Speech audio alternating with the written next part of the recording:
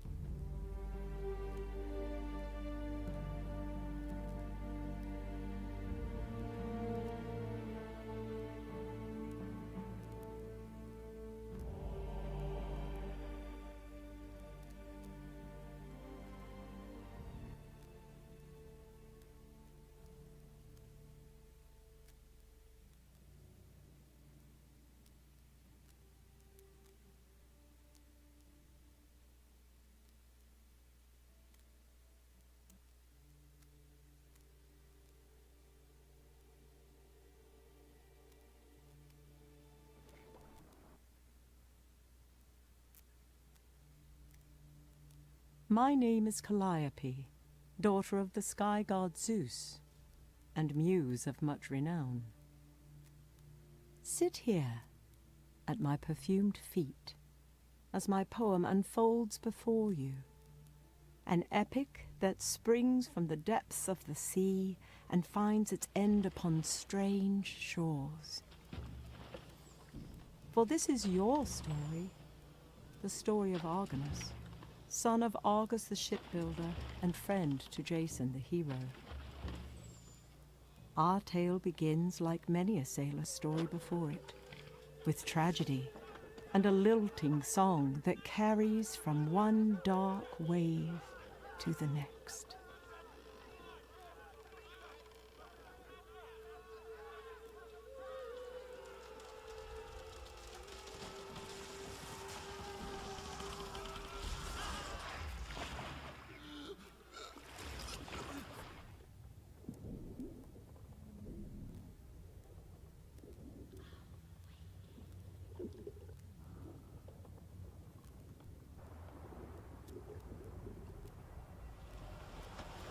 Awaken.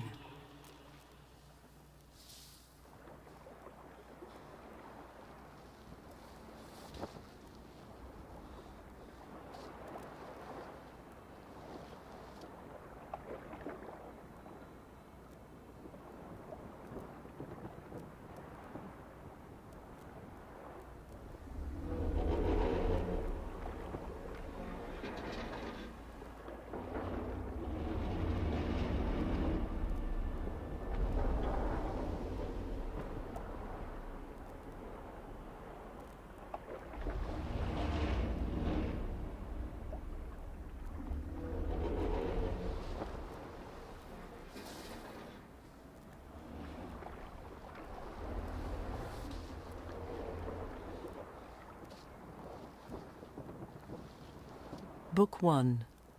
The Blight.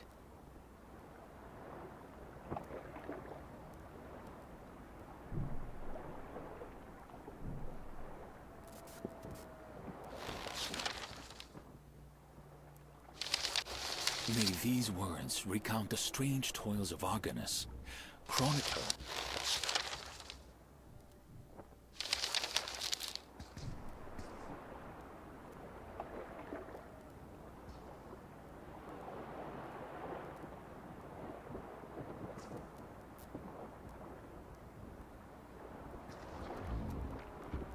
A frozen scream is etched upon the face of bewitched Typhus, helmsman of the Argo. Never again shall he foretell. This owl seems unaware of its preternatural perch, and unconcerned with the plight of a shipwrecked sailor.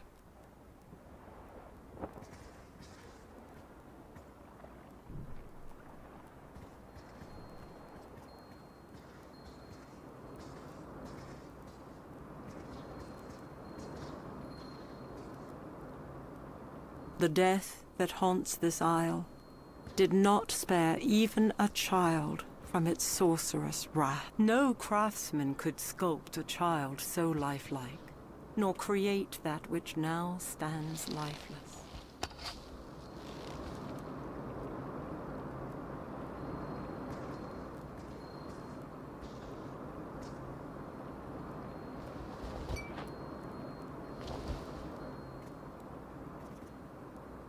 Her planks broken and her floorboards shattered.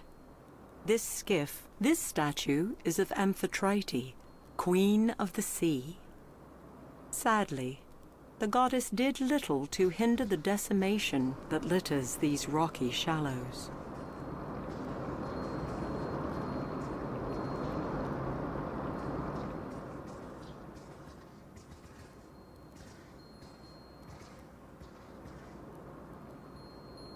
The chalky fleece of this ewe is wanting for a shearer's work.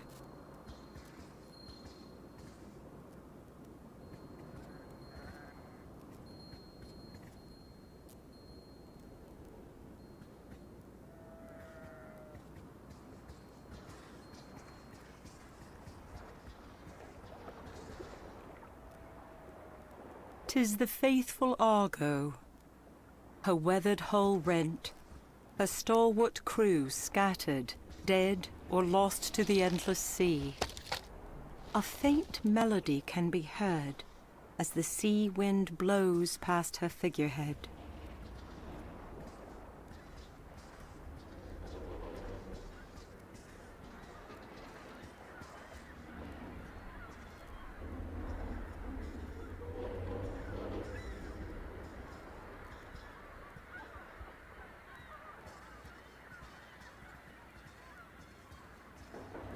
This statue would appear newly struck, as the salt of the sea has yet to assail it. This hound was not spared the fate that befell the other inhabitants of this isle.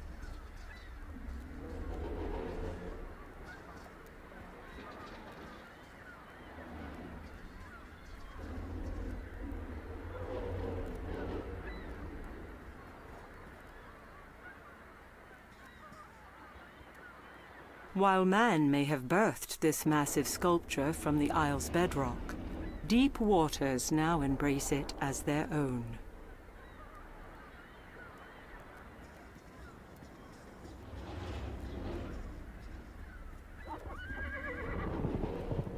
Whether spooked or merely provoked, the nearly 200 men high, the massive bronze soldier stands silent, enthralled by the euphonious song rising from below. Though salty mists shroud their form, there is no denying the women upon the rocks. For even from here, the lure of the siren's song is strong.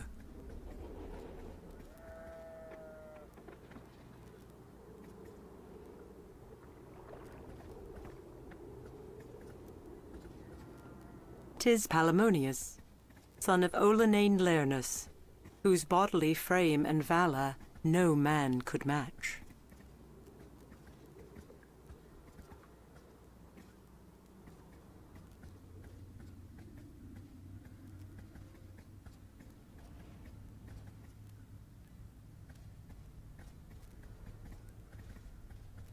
An unseen hand forces Argons from his feet and into a dense thicket skirting the stone path. A soothing voice murmurs in his ear as the sailor witnesses the passage of things only spoken of in tall tales, and even then, in whispers. "Be quiet for but a moment," the voice counsels.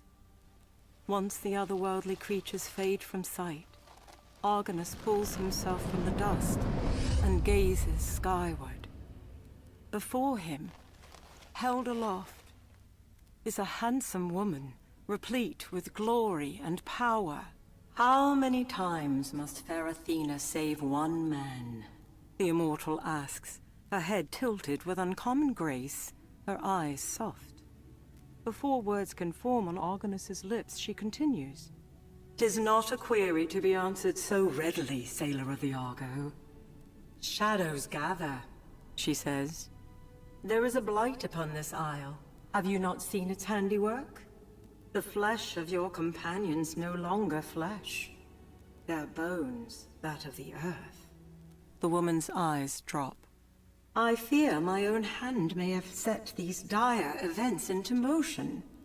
For this, I will make amends. But know well, many of your brethren yet live, for I have seen them with my own eyes. Find them, Argos of Crete, and as I did for your father before you, I shall provide a boat and passage from this isle. You have the word of fair Athena." Not a heartbeat later, the goddess is gone, and breath gladly returns to the sailor's lungs.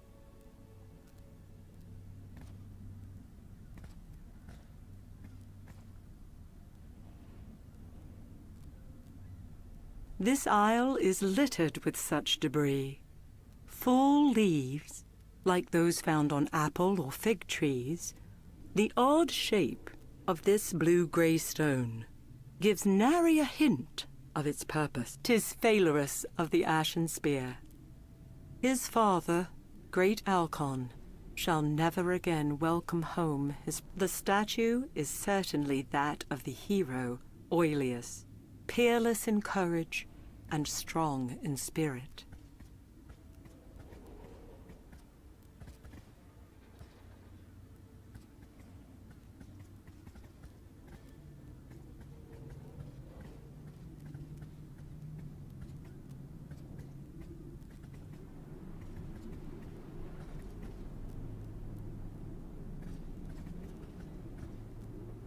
No doubt struck by the hand of an Argonaut, the head of the Hydra lies lifeless, its flesh still warm to the touch.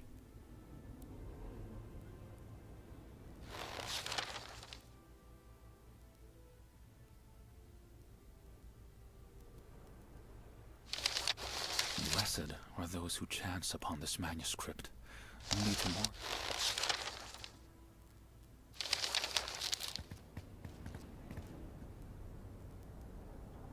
Hail, strong Erebotes, the son of Iris, skilled in the seer's art of seeing. Paul Canthus, son of Abas. Never was there a sailor more eager to quest or raise weapons against a common foe. Calais was a welcome comrade and could fashion ships to make trial of the seas. Taenarus has lost a great son in Euphemus. He was the most swift-footed of men, and was 'tis the visage of strong Asterius, son of Hipparasius. If not for its stone plight, this Methosian Hydra is like the one said to have been brought low by Heracles during his 12 labors.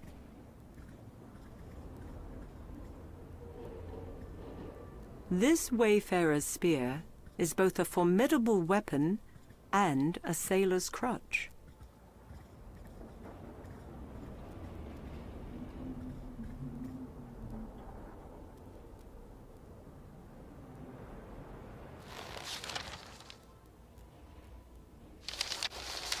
Blessed are those.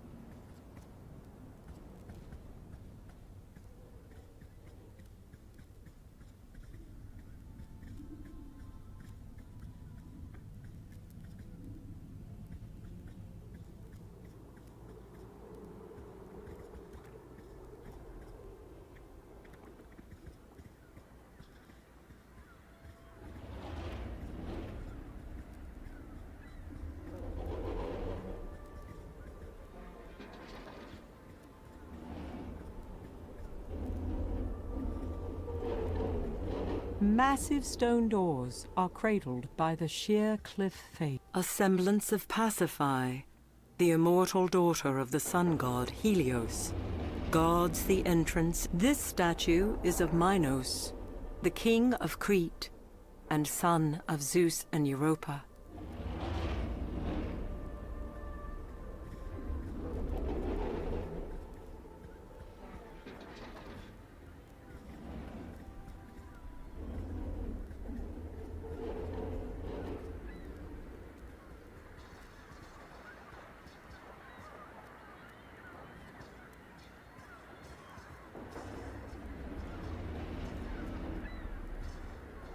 "'Tis naught but a fisherman's net, set so the west winds can reach its sodden threads."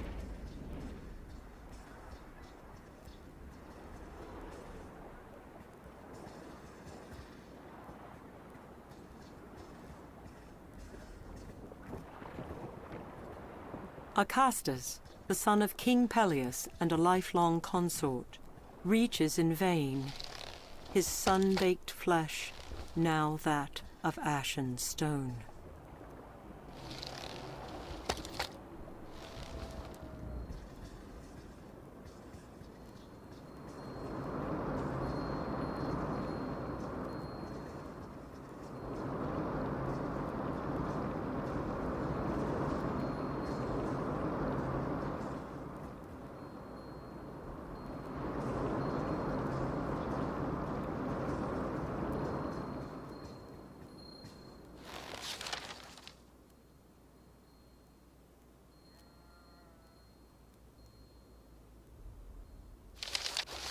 Blessed are those who...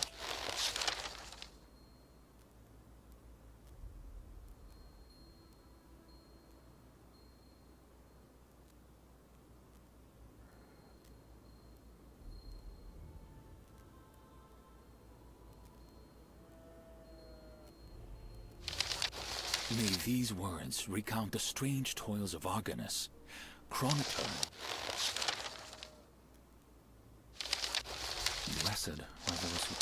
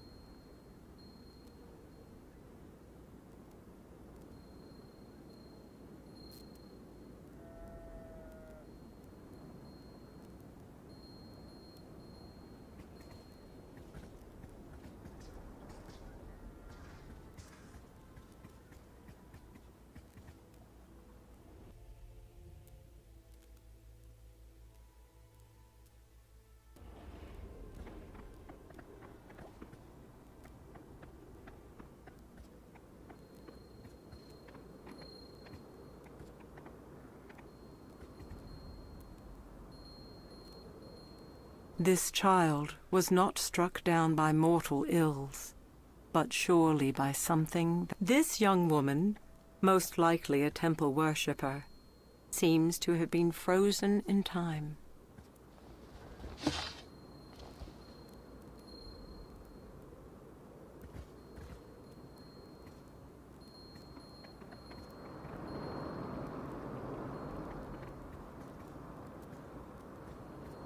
This grotesque statue is that of Honorable Castor.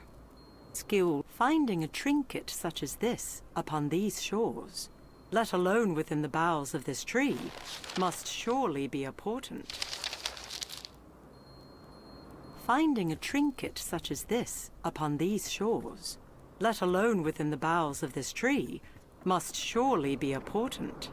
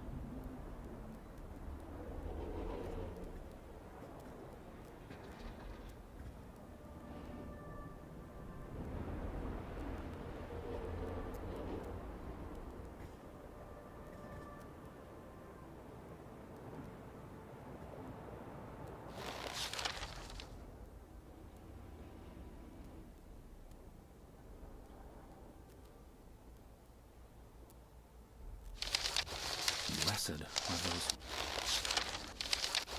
May these words. Blessed are those.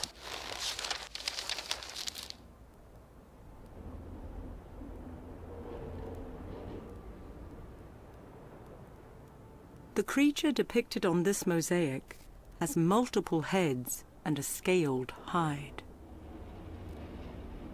Full leaves, like those found on apple or fig trees, are paints. The creature depicted on this mosaic has multiple heads and a scaled hide.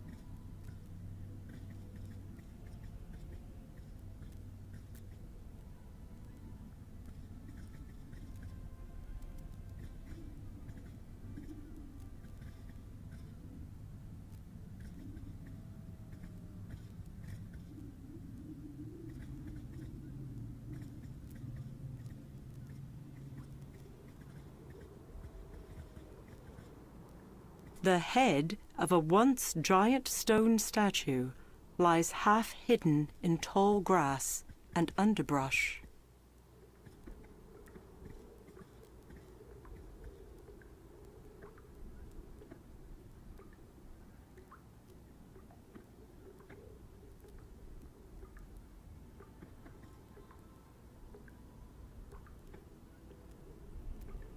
Small ticks, like droplets of water, emanate from within this stone pedestal. While it appears to be chiseled from the same rock, this stone is set apart from the great statue that cradles it.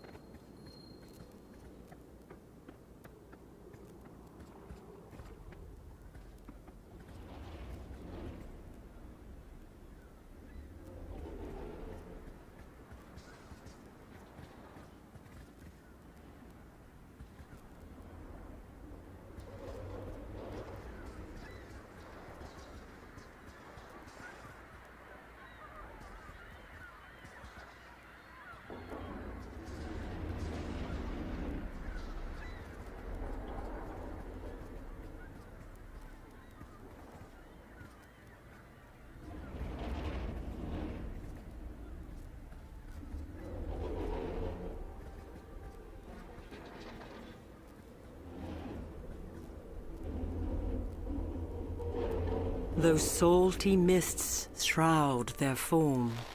There is no denying the women upon the rocks. For even from here, the lure of the siren's song is... Blessed are those who chance upon this manuscript, only to marvel.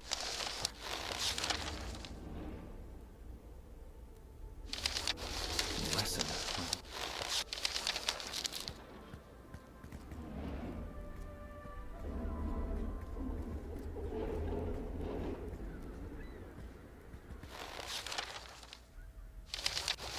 Blessed are those... May these words...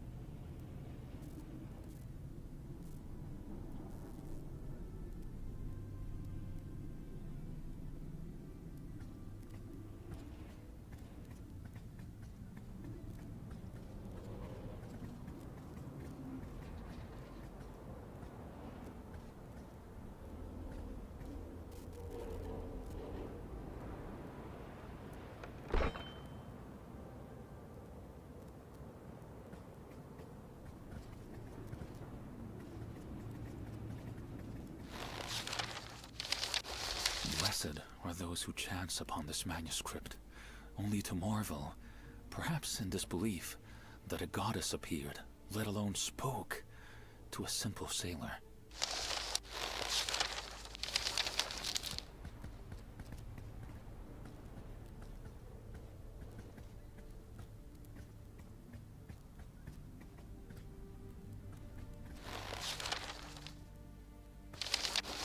Blessed are those who chant.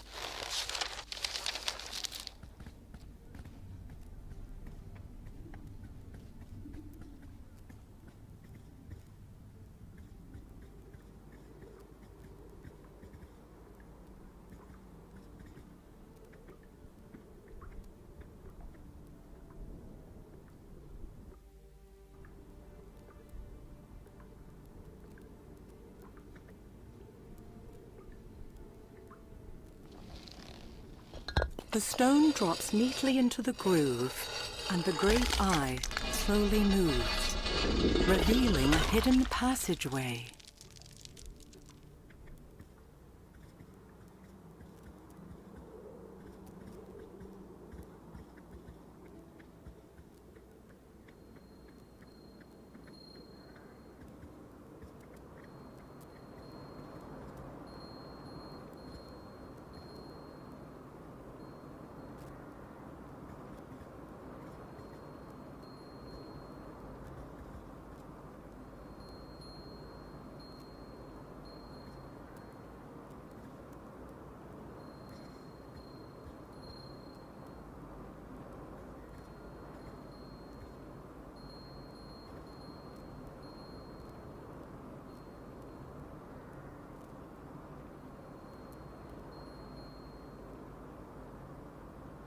This isle is littered with such debris, broken reminders of man's folly. Using the broken spear, Argons plucks the necklace from its roost before laying it about his neck.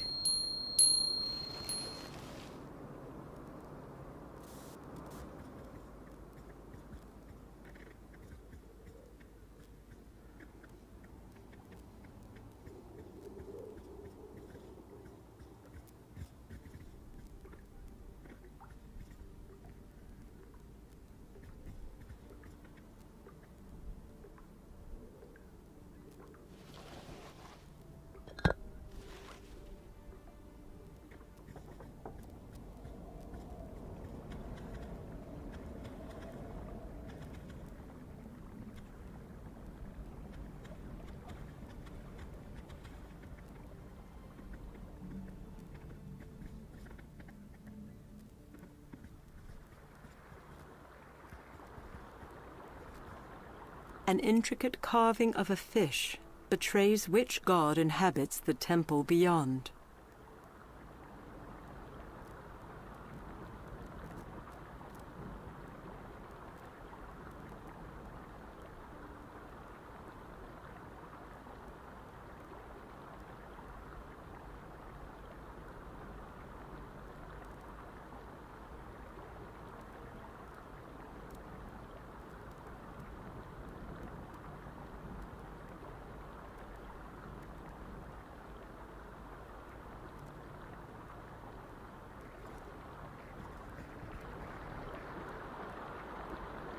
This woman was no doubt on her way to pay tribute within the temple.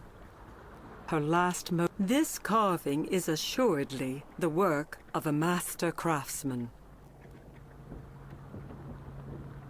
Ancient tome in hand, this priest was caught unawares and is now made of the same stone. While this woman was surely an attendant of the temple, she shall never again set evening lamps alight.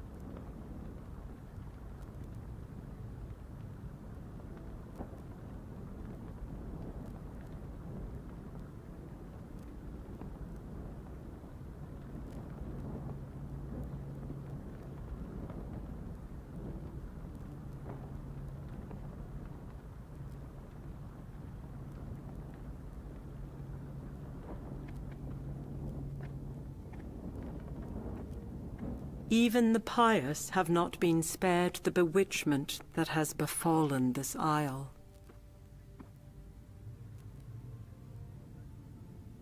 This vase, portraying Poseidon and a merhorse, may have once held water or oil. At the moment, however, it holds neither.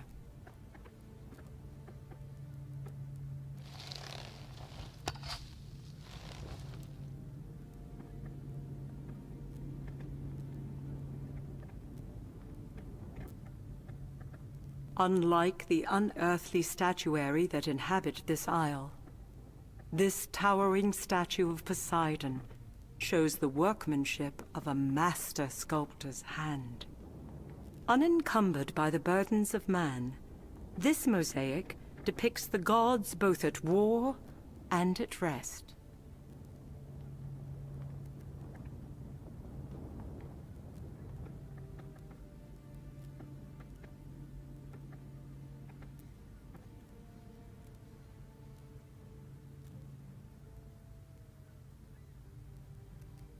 This necklace is not unlike one that was worn by Peleus, the son of the great sea god himself.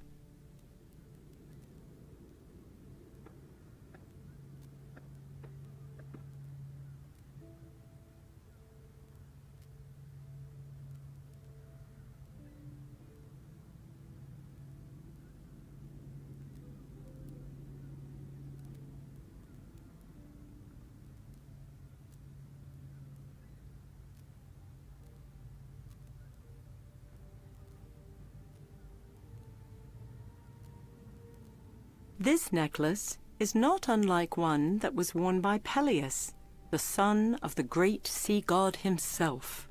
Full leaves, like those found on apple-girded skeletons, ready for battle, are skillfully represented on this broken tablet.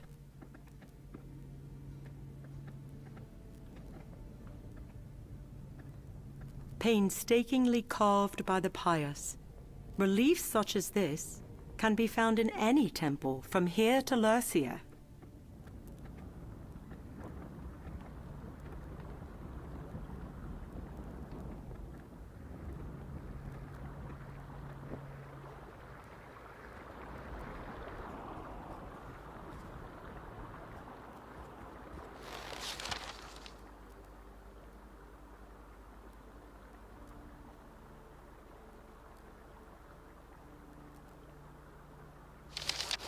May these words recount the stream.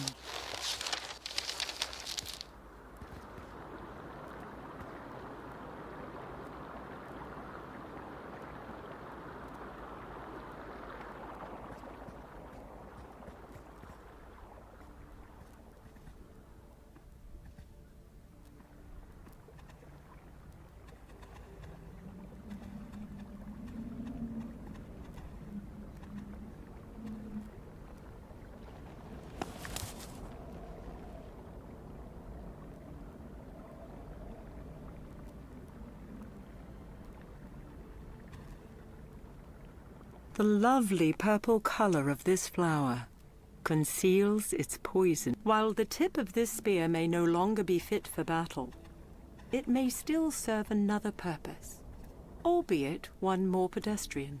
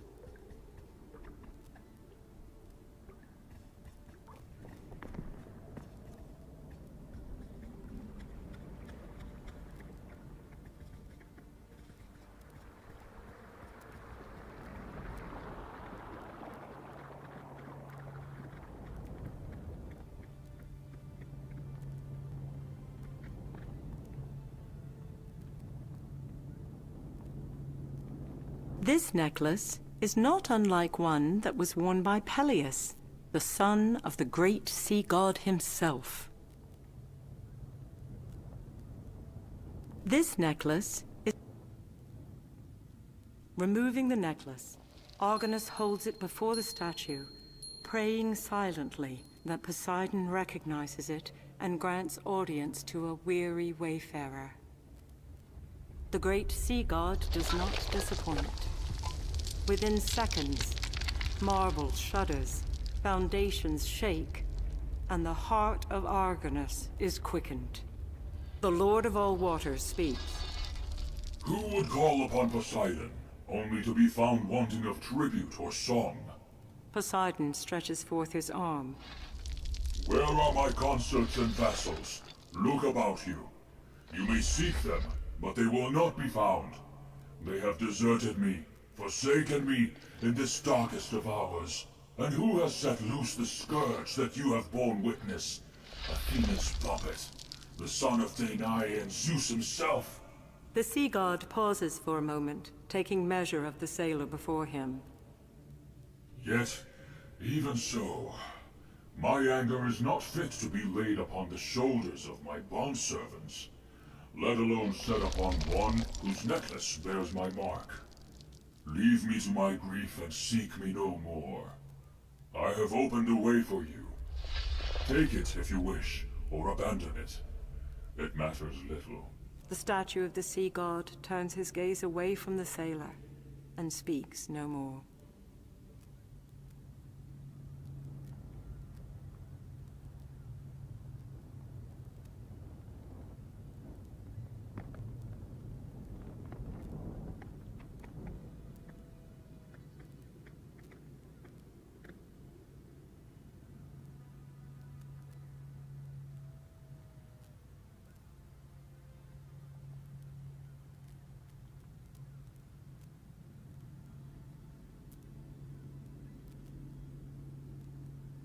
This necklace is not unlike one that was worn by Peleus, the son of the great sea god himself. This stone is bereft of markings, offering no explanation for the small depression set into its surface. The yellow light it emits is curious.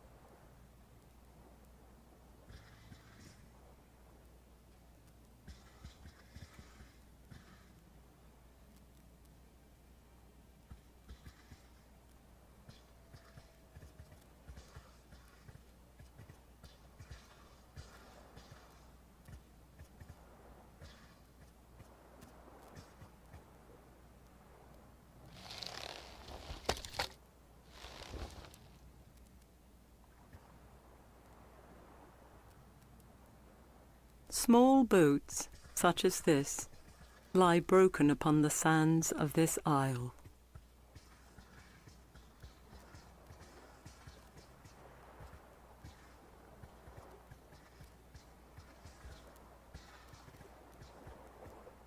Having survived the wreck of the Argo, Agamedus, a brave comrade, fell to bewitchment and is now not but Lord Poseidon spared neither the mighty Argo nor her oarsman Danaus, whose once tanned flesh is... Here stands strong Coronis, warder of Achalia and friend to all who put oar to Poseidon's dark waters.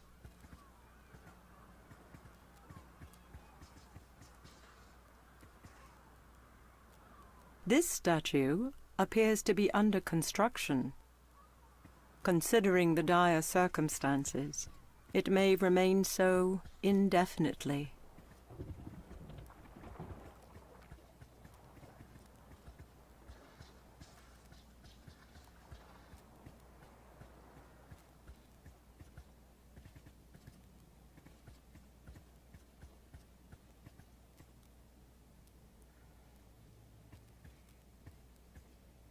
Of men who would share the toils of his brethren, none compare to fair Asterion.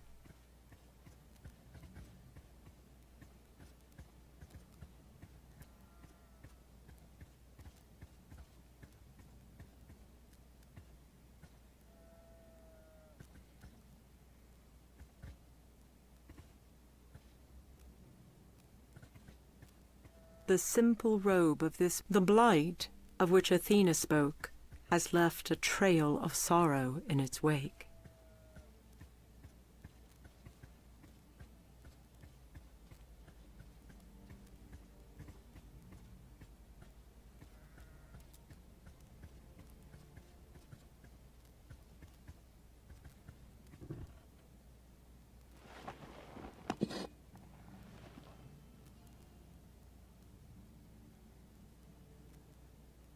Flint and steel are inadequate to start a fire by themselves. A soft tinder is required to produce the flame.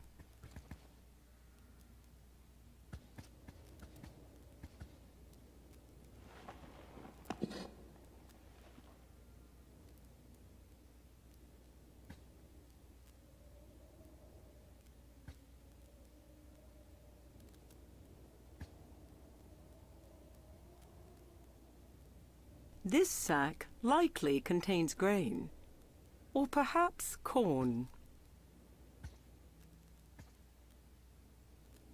This parchment appears to be a recipe of sorts, and provides illustrations of the required ingredients as well.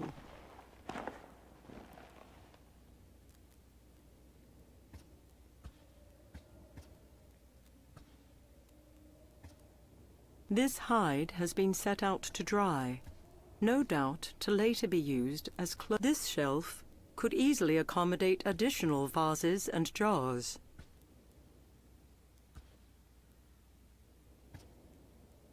Uncovered food such as this is sure to draw flies.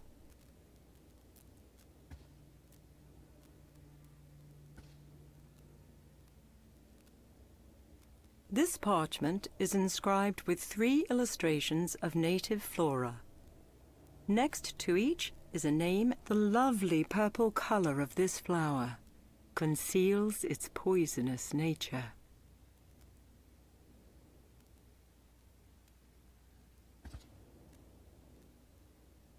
The lovely purple color of this flower. Without fanfare, the purple flower is added to the mixing bowl.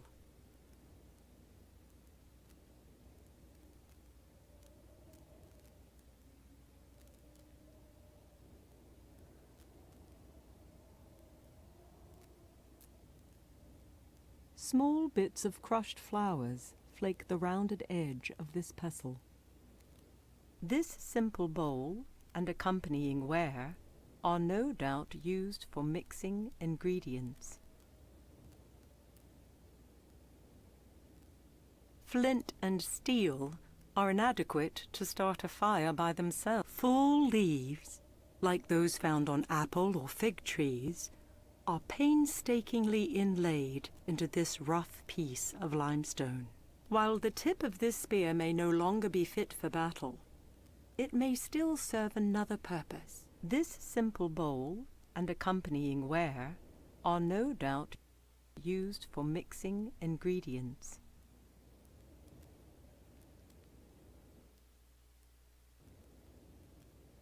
This parchment is inscribed with 3 illustrations of native flora.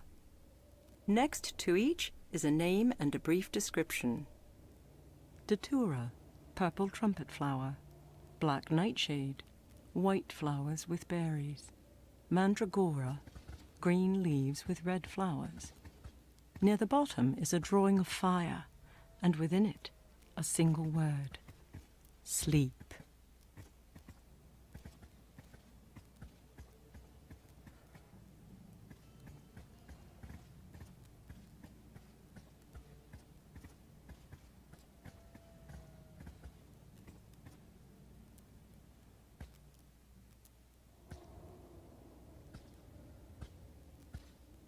This small bed, small chairs have been set about this wooden table.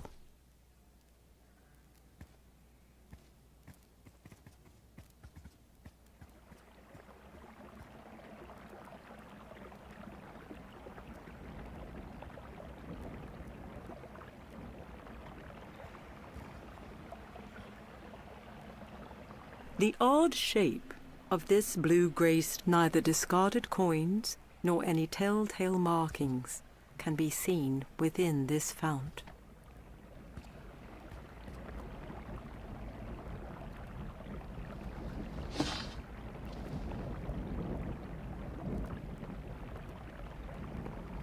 Neither man nor woman is granted mercy from the scourge that stalks this isle.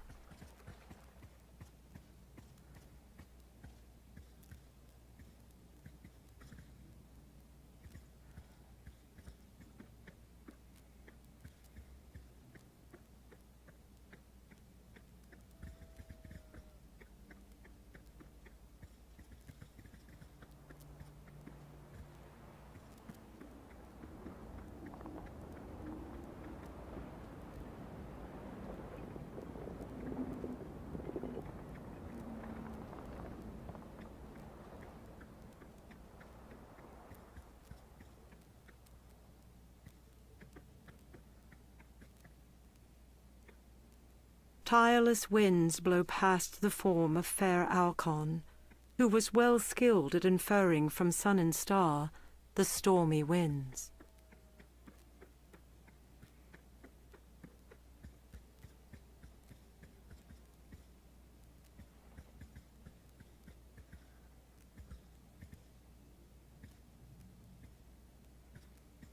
Clothes have been set to dry on this clothesline.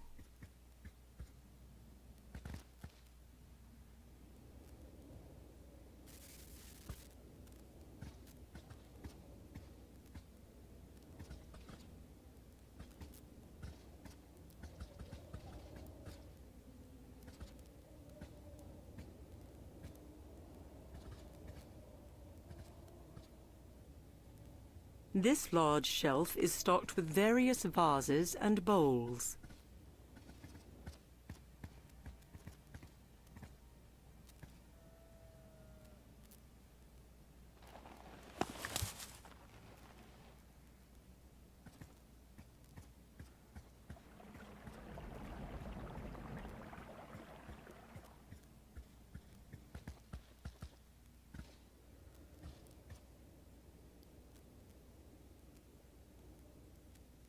The sailor pulls the mandragora from his satchel and places it in the mixing bowl.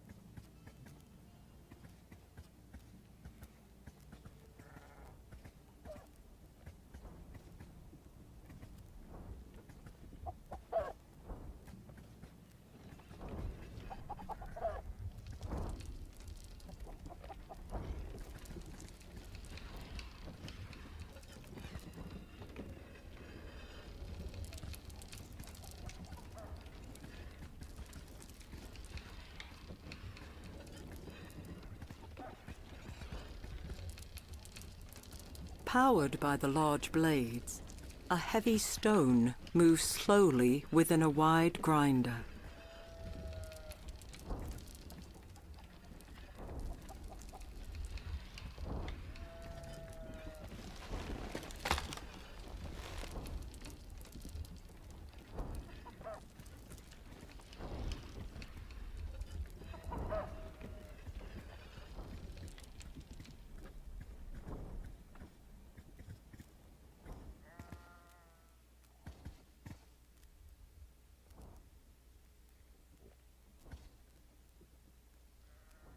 Flint and steel are inadequate to start a fire by themselves. A soft, uncovered food such as this is sure to draw flies. Although no fire burns within, this clay stove is still warm to the touch.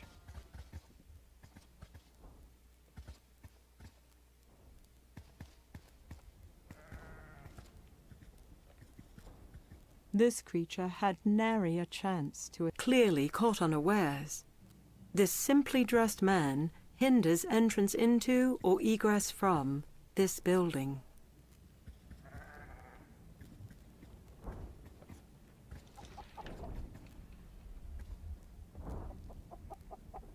Heavy ropes bind the rungs of this simple wooden ladder.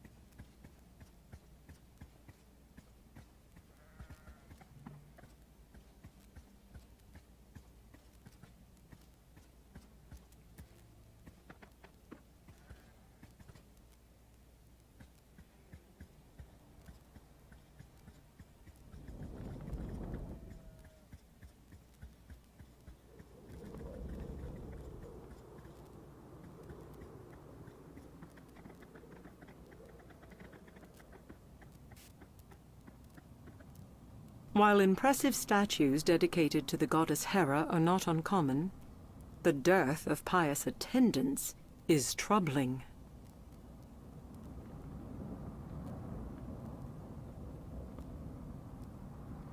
Heavy ropes bind the rungs of this tall stones, this parchment, flint and steel, the odd shape, while the tip of this spear this aisle is littered with such debris. Broken reminders of man's folly. Provoked by the wandering sailor, the great statue of Hera moves, her unblinking eyes falling upon Argons. Who are you, Argons? Historian? Storyteller? Map-maker? Of these things I have no need. 'Tis a warrior's heart I seek. With that, the goddess turns away and becomes stone once more.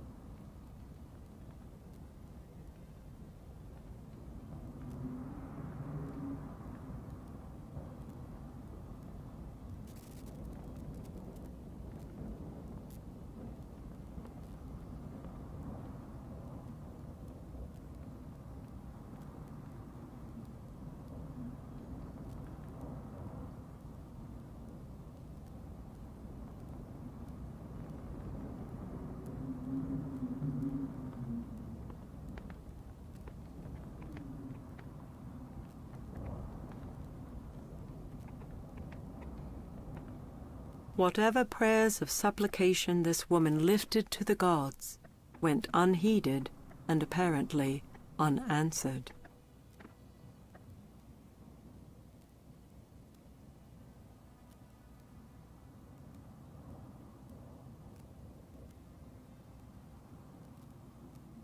Full leaves, like those found on apple or fig trees, are painstakingly inlaid into this rough piece of limestone.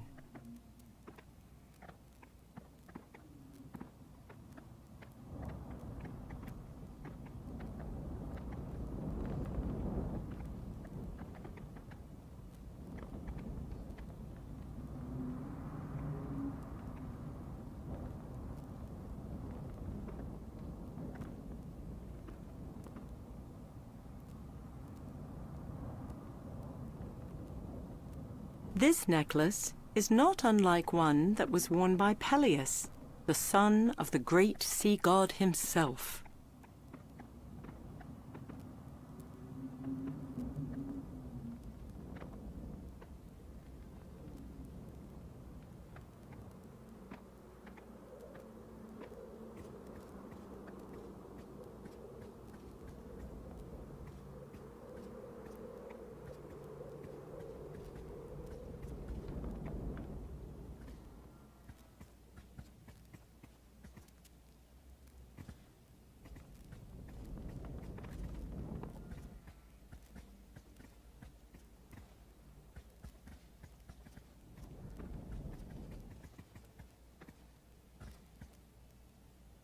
Full leaves, like those found on apple or fig trees, are painstakingly inlaid into this rough piece of limestone.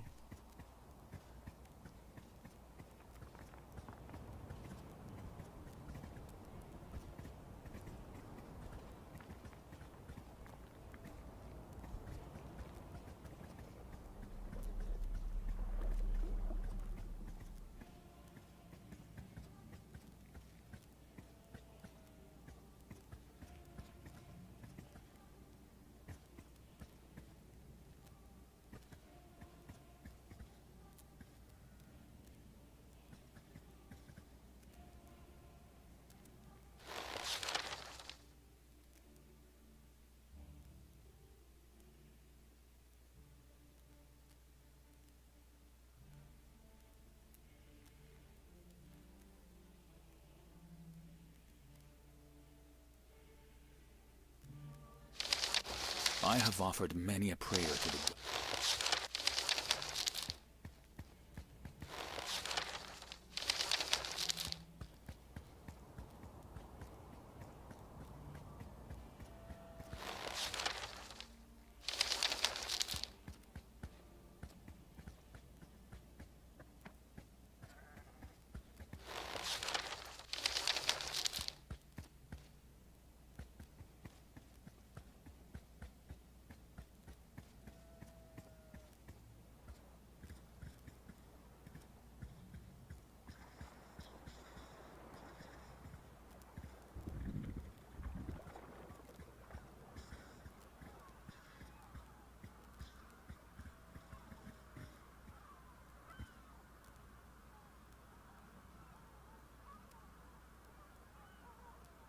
Argons places the ladder against the rocky cliff before driving the legs into the wet sand.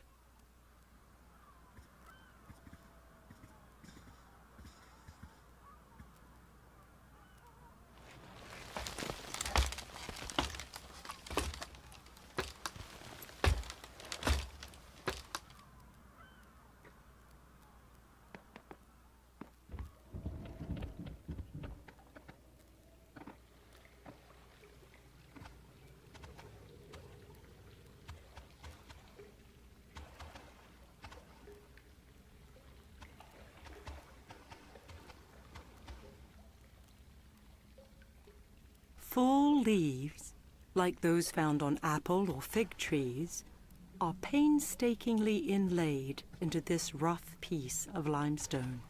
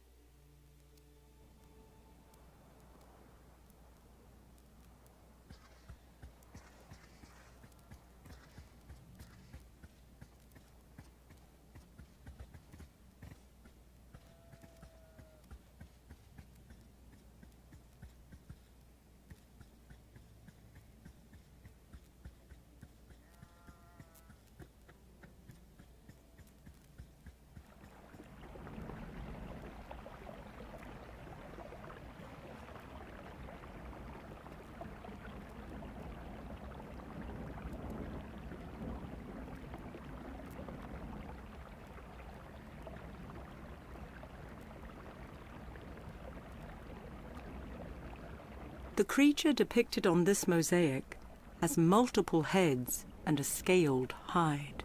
With a grunt of satisfaction, Argons finds the correct spot for the piece of sandstone.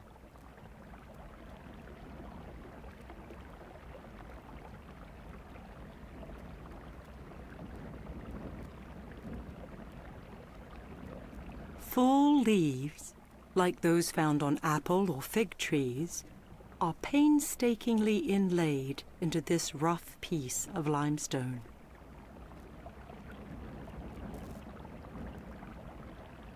While placing the piece in the proper spot, childhood memories flit through Argos' mind.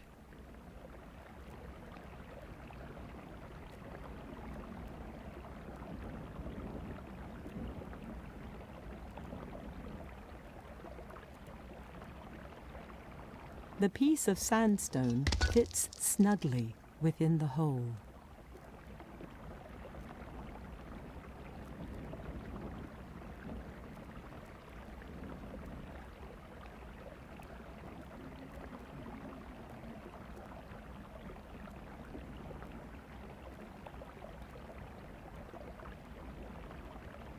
Full leaves, like those found on apple or fig trees, are painstakingly inlaid into this rough piece of limestone.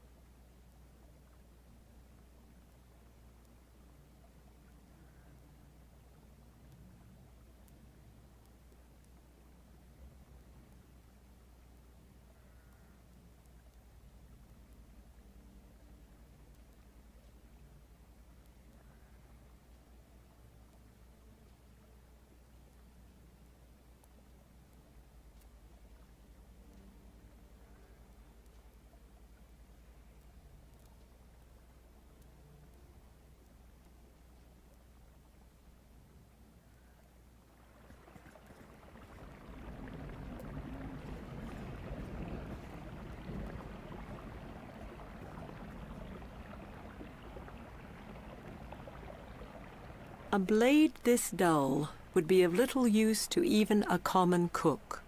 It needs to be made sharp. The odd shape of this blue-grey stone gives nary a hint of its purpose.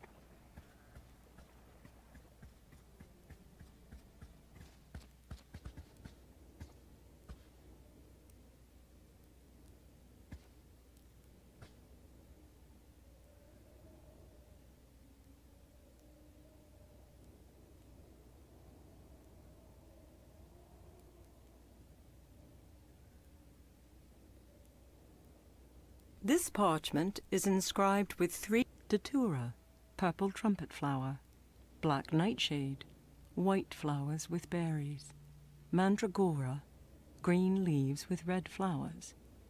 Near the bottom is a drawing of fire, and within it a single word: sleep.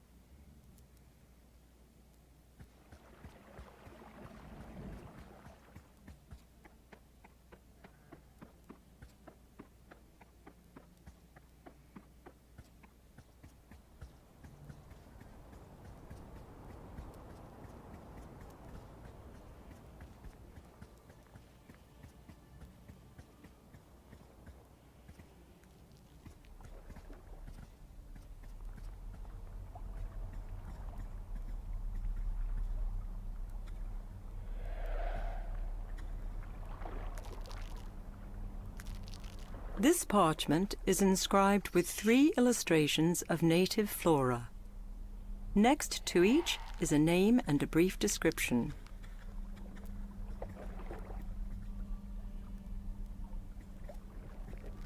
The insatiable hunger of harpies is well documented. The beast's desire for gold, however, is not.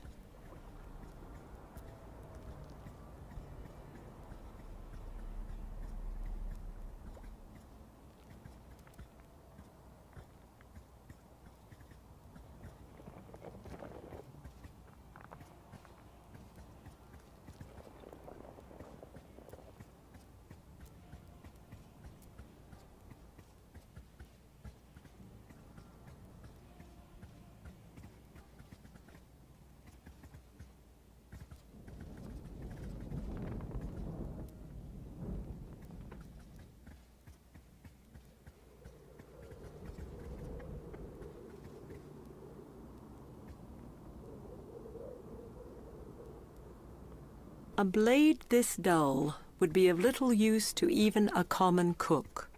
It needs to be made sharp.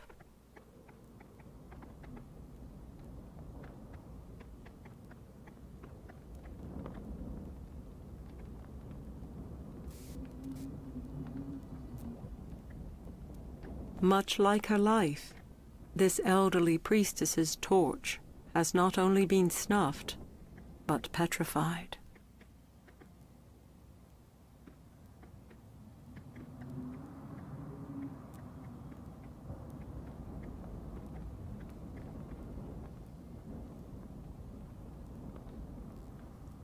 Sword raised, Argons calls upon Hera, praying the great goddess will reveal herself.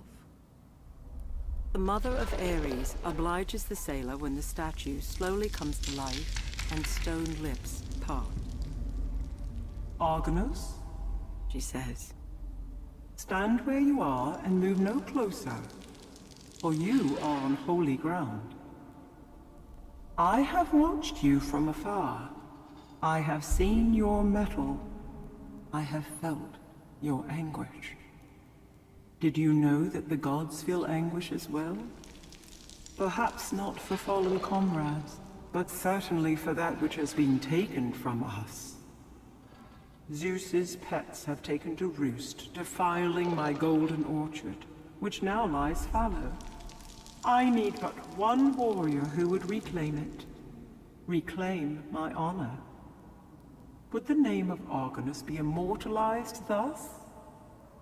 Argonus says nothing and raises his sword once again. Hera nods even as the sailor feels her eyes move from his face to his chest, and then finally resting upon his weapon. But this sword is ill-suited for such a task. Its blade is dulled, but I will grind it fine. Its tip broken, but I will make it like new. Hera transforms the weapon, reshaping the steel with nothing more than a wave of her hand. As Argonus marvels at the restored sword, Hera reverts to stone, but not before a final warning. Prove yourself, sailor of the Argo, and you shall be rewarded. Fail in this, and not even Athena can save you.